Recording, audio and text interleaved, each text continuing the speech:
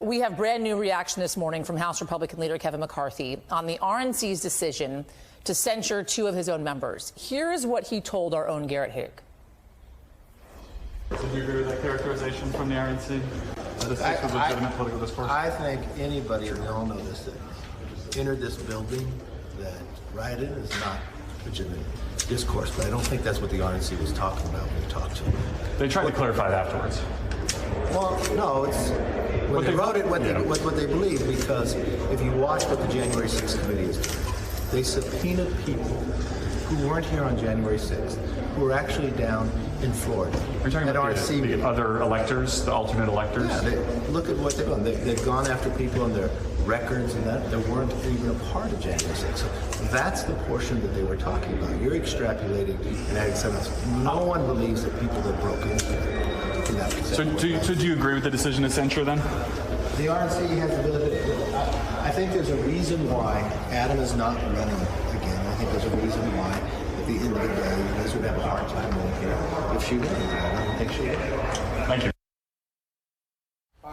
And Garrett Haig joining us now. Look at McCarthy taking his time, Garrett, with you, giving you a good 45 to 60 seconds there in his response to the censuring of Cheney and Kinzinger. We appreciate you bringing that to us, as you always do, Garrett. Talk me through some of this, right? Because this is obviously in direct opposition to what we heard from McConnell yesterday. And I got to say, if we're taking a look at the statement from the RNC, that is exactly how they are describing January 6th as legitimate political discourse, despite the fact that McCarthy is saying that's not what they meant. Yeah, so let me break this down. I mean, you see McCarthy there both distancing himself from that specific language of legitimate political discourse, saying anybody who was here, who was involved in the attack, that was not legitimate political discourse. And he also tries to explain the reason why the RNC used that language. The RNC chairwoman has tried to explain this. You heard it there from McCarthy.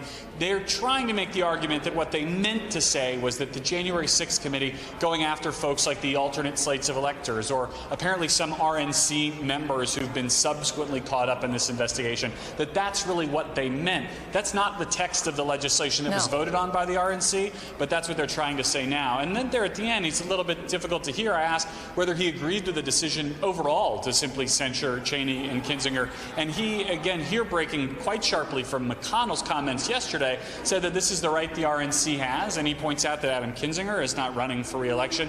And he makes the argument that he doesn't think Liz Cheney will.